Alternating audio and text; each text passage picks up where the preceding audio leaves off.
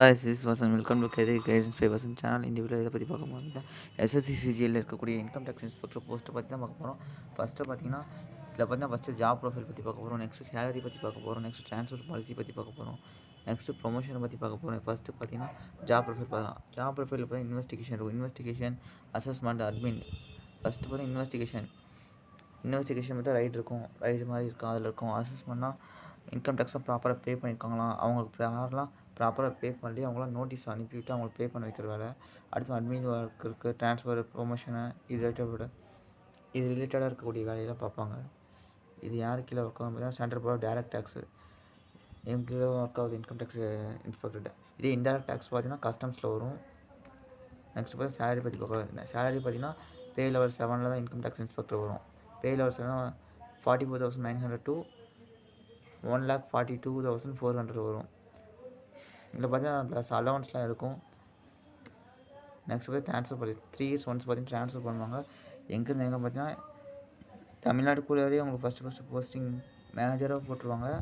ரொம்ப ரேராக தான் வந்து பார்த்திங்கன்னா அதர் ஸ்டேட்டில் போடுவாங்க.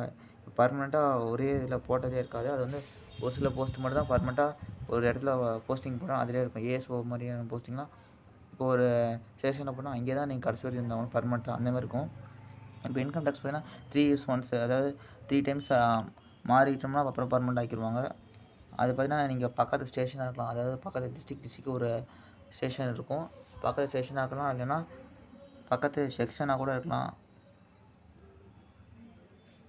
இந்த நான் ட்ரான்ஸ்ஃபர் போஸ்ட்லாம் யூஸ்ஃபுல்லாக பார்த்தீங்கன்னா லோன் பேசிஸில் எடுத்து வந்துடலாம். அதாவது 3 years லோன் எடுத்துகிட்டு அந்த லோன் மாதிரி இப்போ 3 years மட்டும் வேறு ஒரு இடத்துல ட்ரான்ஸ்ஃபர் வாங்கிட்டு அங்கே கொஞ்ச நாள் இருந்து அப்புறமா திரும்ப எங்கே ஃபஸ்ட்டு போஸ்டிங் வாங்கினா அங்கே வந்துடலாம். அந்தமாதிரி இருக்குது.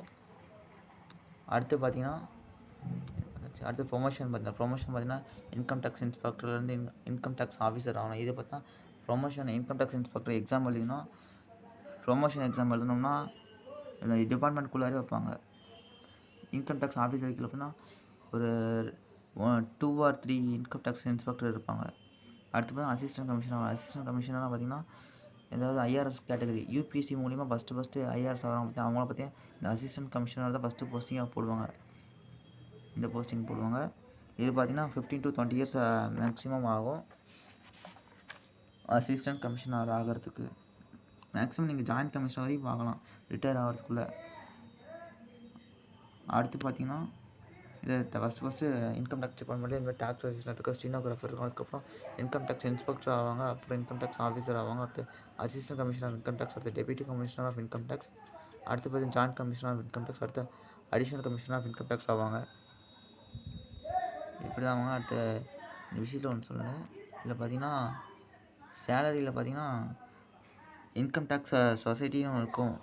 அதாவது பேங்க் மாதிரி அங்கே இருக்கும். அவங்க பற்றி லோன் கேட்குறது டக்குன்னு கொடுப்பாங்க லோன்லாம். அங்கே பார்த்தீங்கன்னா இன்கம் டேக்ஸ் டிபார்ட்மெண்ட்டில் இருக்கவங்களுக்கு மட்டுமே தனியாக அந்த இடத்துல இருக்கும். ஃபிக்ஸ்டு டெபாசிட் போட்டு வச்சுக்கலாம். பேங்க்கை விட ரொம்பவே ஃபாஸ்ட்டாக ஒர்க் ஆகும். அடுத்து எக்ஸாம் பேட்டர்ன் பார்த்தீங்கன்னா லாஸ்ட் வீடியோவில் நான் அப்லோட் பண்ணியிருக்கேன். அந்த வீடியோ போய் பாருங்கள். இல்லைனா லிங்க்கை பார்த்தீங்கன்னா நான் டிஸ்கிரிப்ஷனில் கொடுக்குறேன்.